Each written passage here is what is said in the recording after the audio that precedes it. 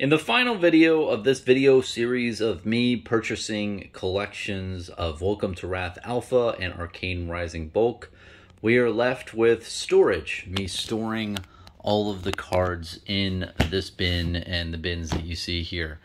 So at the end of the day, when I totaled up all of the cards that I previously owned with the collection that I purchased, I currently own 45,000 Welcome to Wrath Alpha bulk cards, along with a whopping 54,000 Arcane Rising cards, which is a lot more than I thought, honestly. It's pretty good. So I'm currently trying to get 1% of the print run of both of these sets.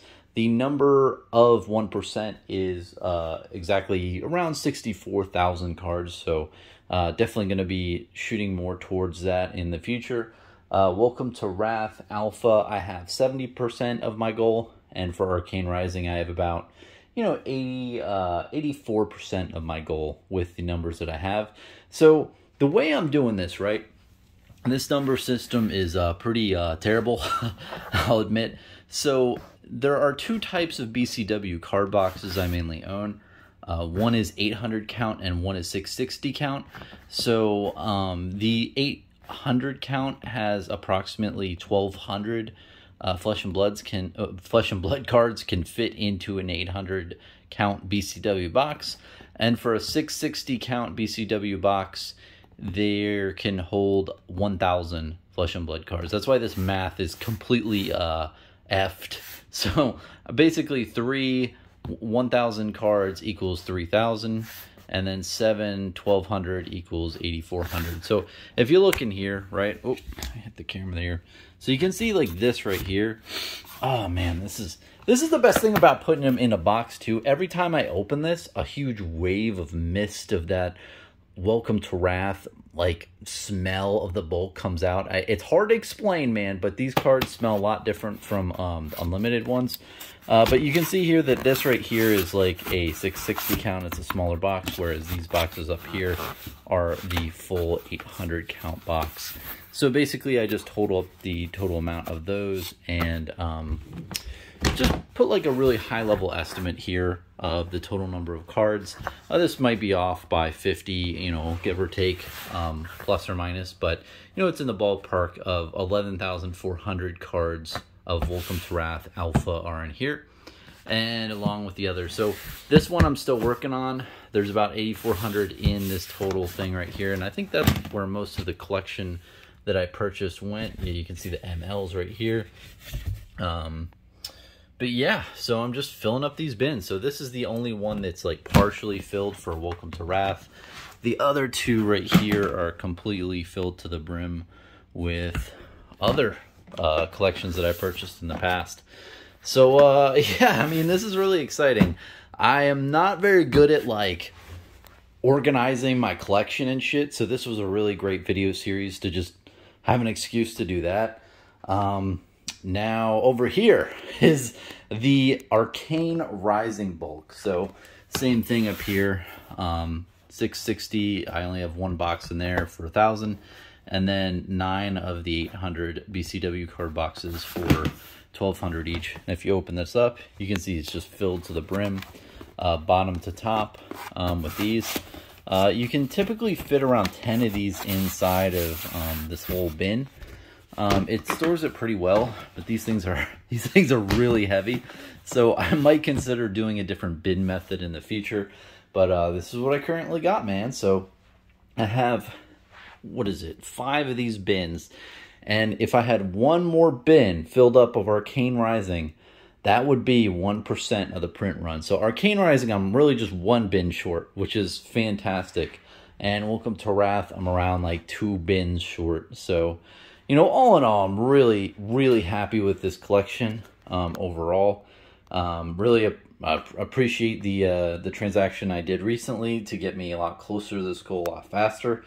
I've been doing a lot of just random card buys here and there on TCG Player to, just accumulate cards over time. But, it's been harder to pick up certain cards for, Welcome to Wrath and Arcane Rising Alpha. So I'm just gonna, wrap it up here. I want to discuss more of the reasoning behind this, but yeah, man, this is the collection. So, you know, it's gonna probably take me a bit longer to complete the 1% of Welcome to Wrath, but just awesome to have it open and sniff, and just brings back memories, man. So let me set up the camera over here. There we go. Cool. So again, this is the finalized video for the collection buying for Welcome to Wrath and Arcane Rising. This is just showing you the total amount of cards that I own. Just to put this out there in the beginning, this is not financial advice. I'm just a normal guy in a normal room, maybe a little bit not normal in some cases, where I like to hoard a bulk of a trading card game I love. But other than that, you know, I'm not giving any financial advice here, of course, just for entertainment purposes. But ultimately, 1% of the print run of Welcome to Wrath and Arcane Rising represents approximately 64,000 cards. And how you get that calculation is there's 16,700 boxes of each set. 24 packs are in each box for Arcane Rising Welcome to Wrath. That represents 400,800 packs. So out of the 400,800 packs, if you multiply that by 16, you are left with 6.4 million cards respectively for both of those sets. And if you divide that by 100, you're left with 64,000 as the 1% mark for these sets. Now that I've showed you more of the ending place of where this collection has gone, you know, again, I've went through the whole collection buying experience. I've shown you the transaction with the first video. I've explained how the transaction went down and things on that end. I went over an auditing video where I opened the box and showed you how to handle a knife and how to not stab yourself, but also to make sure everything's there and that you got what you paid for. The third video is a very long, rambly video of me just sifting through all the cards and sorting them into two different piles, Welcome to Wrath and Arcane Rising, just to, you know, make sure everything's in its place. And then this fourth and final video is me taking that collection and putting it with my, you know, putting it where it should be in my collection and just, you know, going it over. And really, the thing I want to answer here is why?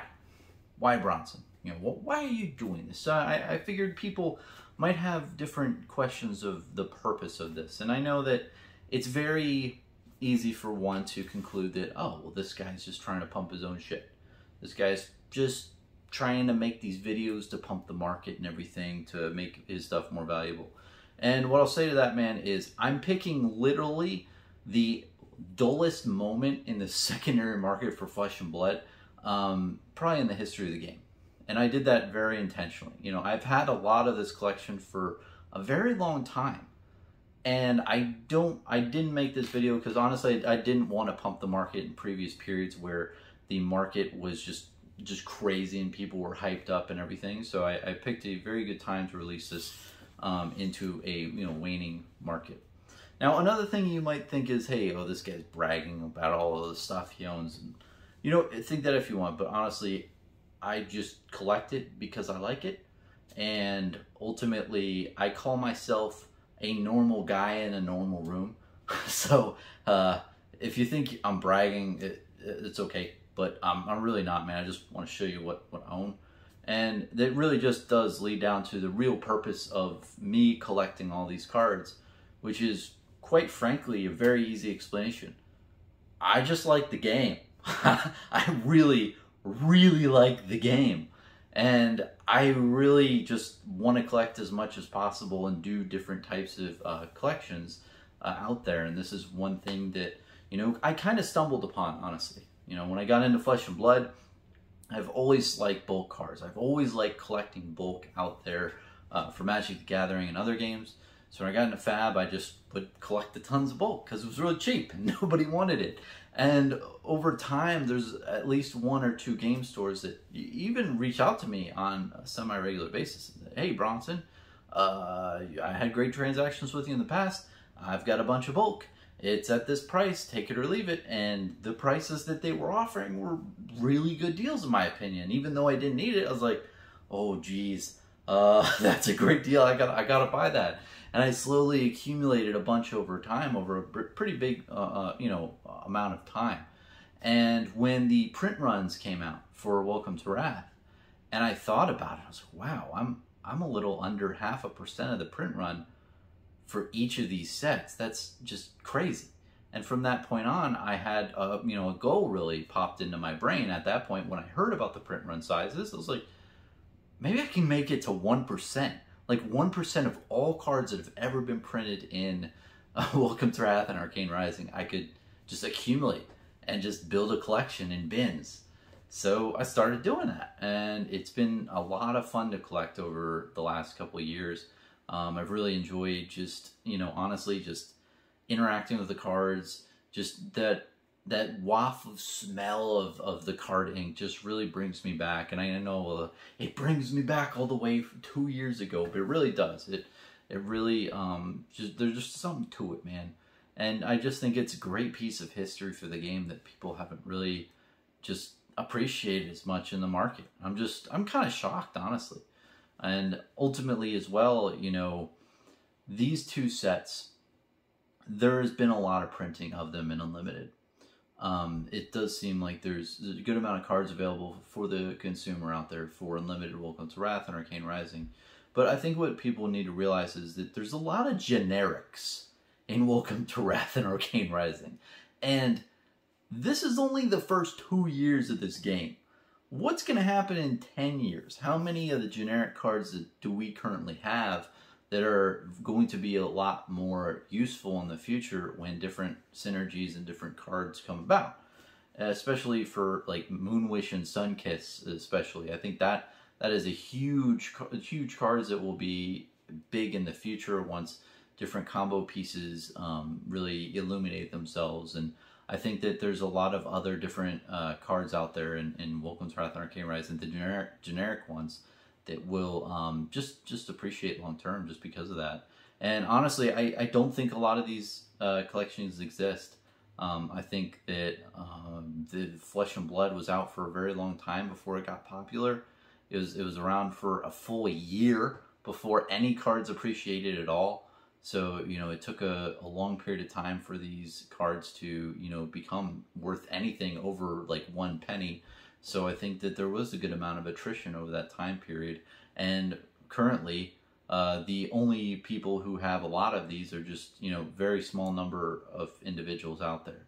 I think that and I've said this for a very long period of time, that this is just a theory, but I think less than 100 people own 95% of Welcome to Wrath and Arcane Rising. And yeah, if you think about it, like I'm probably like one of the least amount of owners that, even at like a little bit less than 1%. But it just goes to show you, I think there's a lot more people who are like me but are more funded and can actually do and buy out like multiple percentages of the print run and just hold it, even in sealed product, and hold it for a long period of time, who just believe in the game. And it really just comes to that, man. There's something about this game that really just hit home for me. And if you look at the marketplace for TCGs in the industry, I respect everyone's opinion, but Flesh and Blood is the best produced game out there quality-wise in 2022 and 2021 by far. Look at the cards, look at how it's produced, look at the gameplay. It's really damn good. Yeah, can you poke and prod at like certain things like Starvo 6 months ago and Chain previously, but look at the meta now. It's really diverse. It's really good. And a lot of times I feel like a lot of the hit decks or the decks that are most popular are just the flavor of the month deck that the only reason why it's as good it is because most of the people are playing it. If most of the people are playing it, then you're having a higher chance that the people piloting that deck are going to win, and then the mass perception is that that deck is overpowered or some sort. I don't think Starvo is that much, but I can tell you that like the meta is really well developed in Flesh and Blood, and I think we've seen Legend Story Studios prove that they've wanted to just make it better and make it more diverse. And if you think about them balancing everything that they have in the last 3 years, I can't imagine like them going on into the future, and keeping on this level of just excellence in the industry, honestly. And when you think about all the extra classes and the heroes, we're only like 2.5 or 3 years into this game. Think about another 3 years, how many different heroes and classes and subtypes and everything like that. PvE is going to come into this game. But, regardless of future outlook, look at the cards, man. Look at the cards. Like, that's all I have to say. Is look at the artwork and the design and the flavor and how fun each deck is to play, especially with Uprising, man. They really hit it out of the park. I mean, you have Legend Story Studios saying, hey, we think that putting First Edition Unlimited one product is the way to go. It doesn't, make the market out there two different groups. It just puts everyone in one single boat. And, yeah, the Marvels are a little bit easier than I'd expected to get in each box. But, look at the card values online. I mean, it's great that we have a lot of collectability and a lot of people paying good money for these cards. I mean, if you compare it to a lot of other like TCGs, their booster boxes and what you can pull, Uprising, it was just a solid set in 2022. And I think that, overall that the market's just wrong, and I think that it has a lot to do with content creators, and I think it has to do with just overall market sentiment, just the whole state of the world, man. 2022 hasn't been an easy year. It really hasn't. And Flesh and Blood has been tainted with things that I think are just short-term market noise that really don't impact the longevity and the quality product that it is. And overall, man, I like the game. The game's great. It's a quality product. I see that they are staying with the whole mindset of making a really damn good game, really damn good product. And that's something I want to stay in and be a part of. And I know I sound biased, and I'm biased as fuck. I'm not gonna like skirt that thing at all. But I think that overall in the TCG marketplace, what I've been hammering at for a pretty long time now is that there's no really comparability within the TCG industry. You can't compare one game to another. The whole mindset of people having subjective opinions on different games and gameplay, I think, has been a huge detriment to the industry as a whole, and it's made it so we can't identify when certain games are a lot better than others. And I think that the group opinion, the opinion that multiple people have voted on a game and decided, is this a good game overall, has been clouded. It's been clouded by the YouTube type of content out there that I think is not really at heart a good review and critique body source. Yes, it serves a great source of just figuring out like different information on different things and hearing videos from ecstatic and eccentric people like me who are just excited about a game and who love a game overall, but it's not a place for critique and review. I don't think it's the best avenue for that. I think that there's definitely things out there, and not to go too far down a rabbit hole, but I definitely think that there is a better source and medium for that. And when the perception changes, people really figure out that Flesh and Blood is just a really damn good game. So, I'll ramble on a little bit more, but essentially overall, I hope you've enjoyed this whole collection buying experience that I've had. I really am honored to showcase it, and I was really appreciative of the transaction and the person who I transacted with. And I am glad I did all these videos because I don't think I'm going to buy any more collections like that in the near future.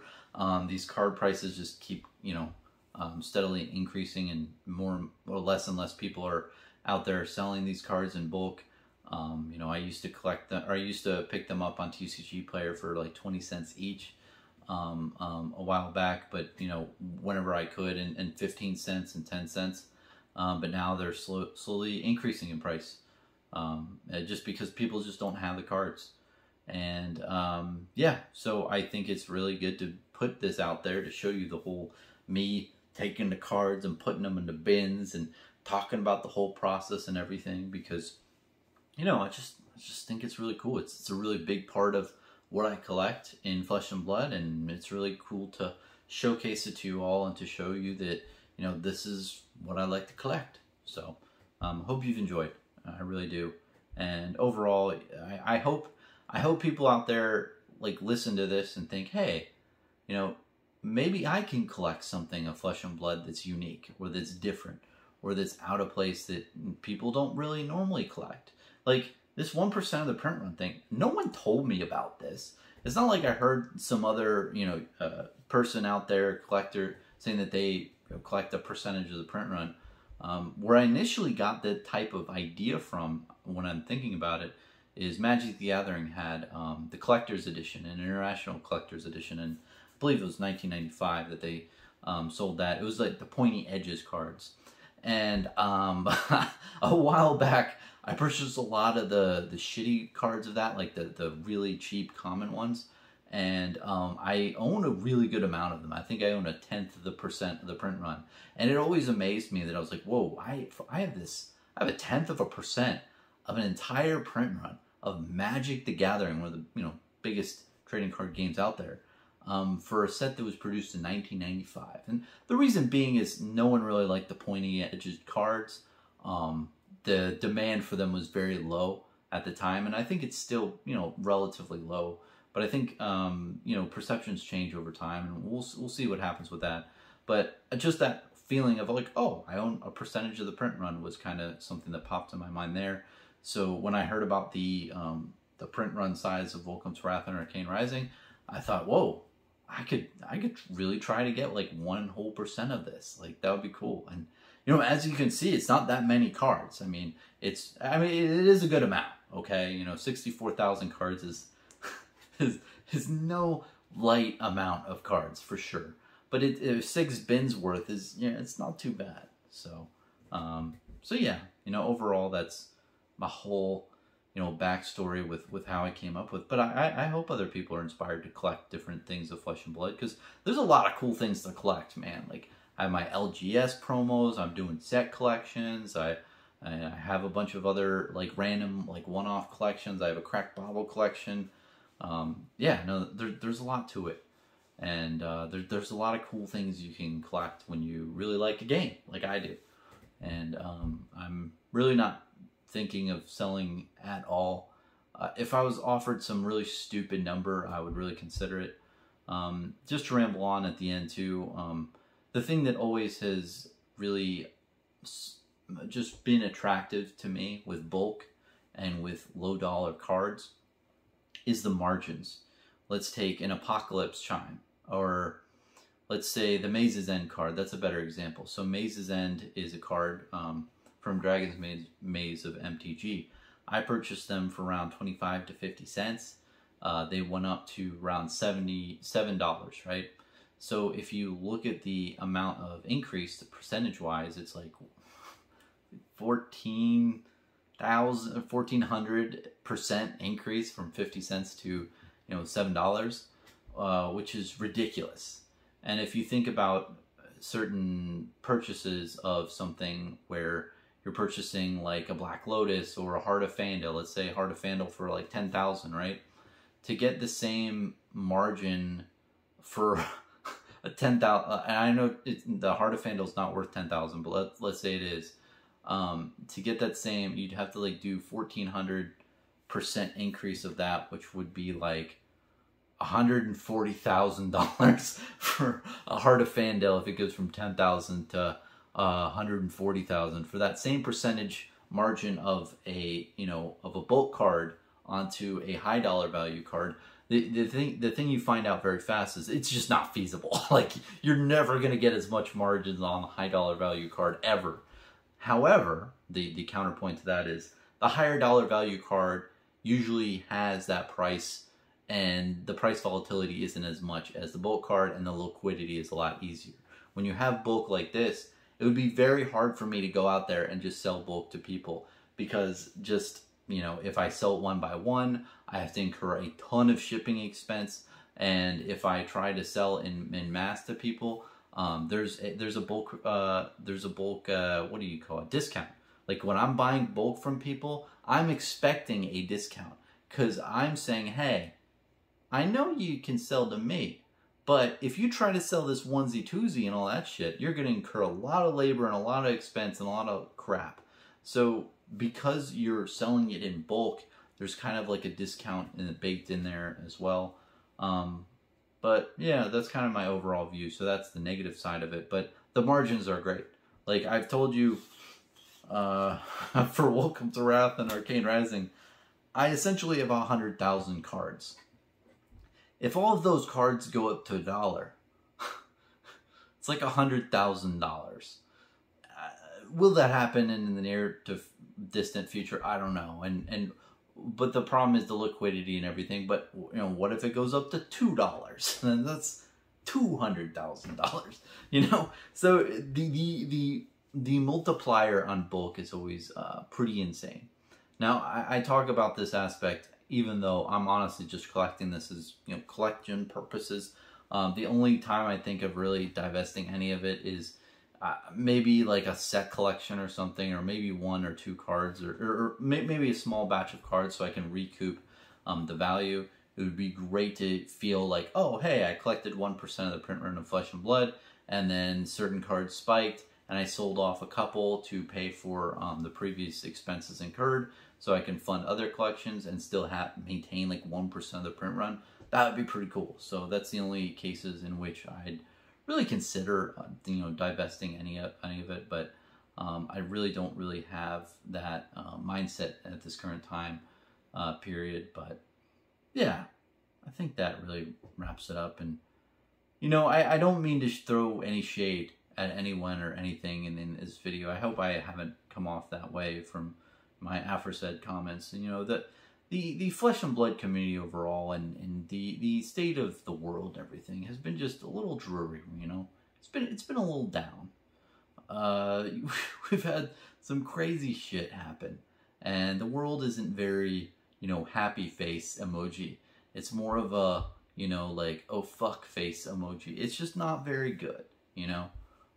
So it's just, I think that whole thing has really shed some light on the Flesh and Blood, you know, secondary market. And, you know, ultimately, you know, a lot of people just haven't really focused on Flesh and Blood as other things, you know, and there's a lot of new TCGs out there in the market. And, you know, this is the land of the free trendies that I've said in the past, where people are just focusing on new TCGs. And I think a lot of, you know, money is flowing that direction.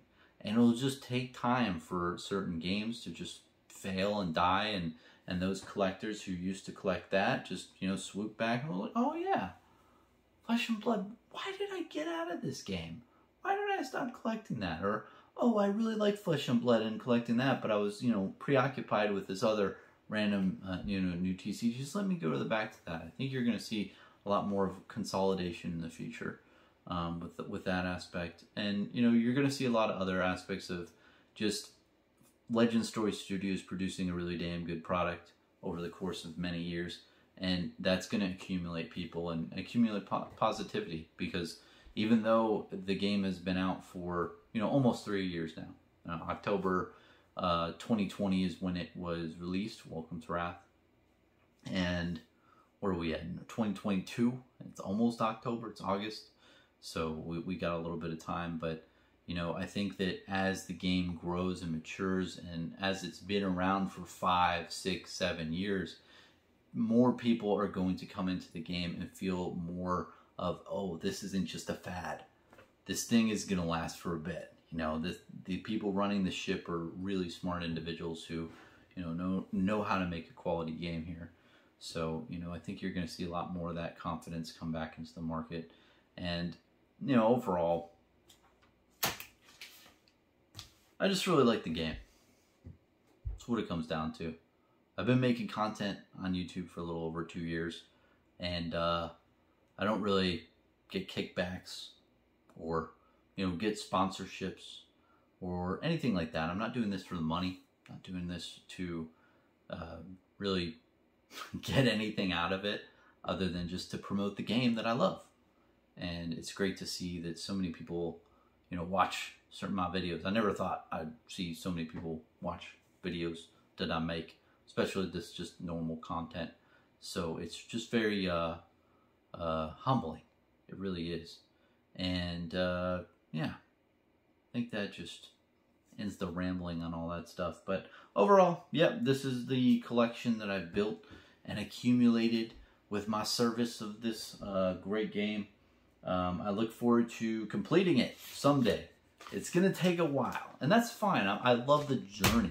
And I think maybe I can end on that, is the journey of collecting something over a very long period of time, if you're still listening to me now. So this didn't just fall onto my lap. This took so much negotiation, contacts, talking, seeking out people. It took a lot for me to accumulate this over a long period of time. This doesn't just fall into your lap. And I think that's the beautiful thing about collecting. That's one of the most beautiful things about being a collector and just really being into the game scene for a game is, yeah, you can, you know, invest and you can park your money in certain things and try to flip things or hold things long term and, you know, sell things to fund the hobby, of course. But all along the way, you have certain goals, you have certain collection aspirations, and it doesn't happen all at once. It doesn't happen immediately. It's like you're playing The Sims or you're playing some like video game. You have to work at it. You have to put the time and effort and energy into it to really understand what you're going at and just really get better at the hobby overall. You know, it's just like a career or anything else. And, you know, it takes a long period of time. It just doesn't happen all at once. And it's really fun to just enjoy the ride. You know, sit back and just every now and then, you know, open a box, sniff the cards, or just go through your binders and look at the great collections you've, you know, started or are completed, or, you know, or you just started and you're like, okay, this is what I want to do. You know, there's so much joy and happiness in just collecting in general, and it just doesn't happen instantly. And I think instant gratification is a lifestyle that a lot of us have grown accustomed to with a lot of, you know, direct to consumer, Amazon, and a lot of like convenience is really promoted in just every industry out there for consumers. Just how can we get it to the customer better and faster constantly? So we're used to that. We're used to instant gratification. But I think collecting is just not that. You know, you can't just, there's no like instant collection and you're happy. The joy of a collection is looking at it and realizing how damn hard it was to collect that over a long period of time and think, wow, this collection is something of value because it took me a very long time. And you have all those experiences and all those stepping stones along the way. And the big collection that I just purchased is another example of that. It's another memory of, okay, I had to do this as well to get a piece of my collection. You know, and that can go for any collection. If you're doing, you know, Welcome to Wrath, what is it? If you're Alpha, just the whole set, right? It could take you a while, and every month you grab a new card. Every 2 months you grab a certain card that you need and put it in the binder. You know, it takes a long period of time. There's a journey that's involved, and that's the fun part of collecting. And I hope I really illustrated with that here, because I know it's very easy to see, you know, 11 bins and think, damn, like he just bought this all. No, you know, it's many of these collections that I don't record. Like basically this whole collection is times like, you know, 21 different other transactions that I've done along the course of this hobby. It's been a lot more than 21. It's probably been like at least 150. Oh no, maybe not 150. Maybe at least 50. Possibly a lot more of just small micro, you know, things. Sometimes I'll just buy 10 cards on TCG Player for Welcome to Wrath Alpha from a random seller that's selling them for like, you know, 15 cents each. I'll do it, you know.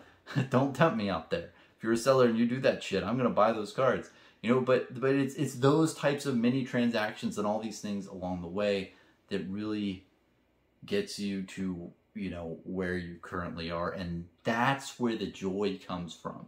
If you instantly purchase a collection online that's just completed, you won't get that same dopamine hit and rush because you didn't feel that you earned it, you know?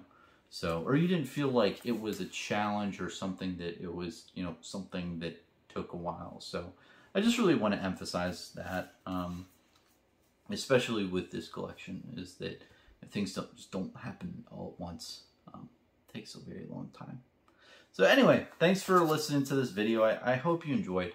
I know that it's been a long one, and this series has been a good amount of videos discussing collection purchasing and everything about Flesh and Blood. I think we've nailed every single topic with my ramblings on these videos. Yeah, just think it's a really cool thing. So, cheers, man. Appreciate you watching.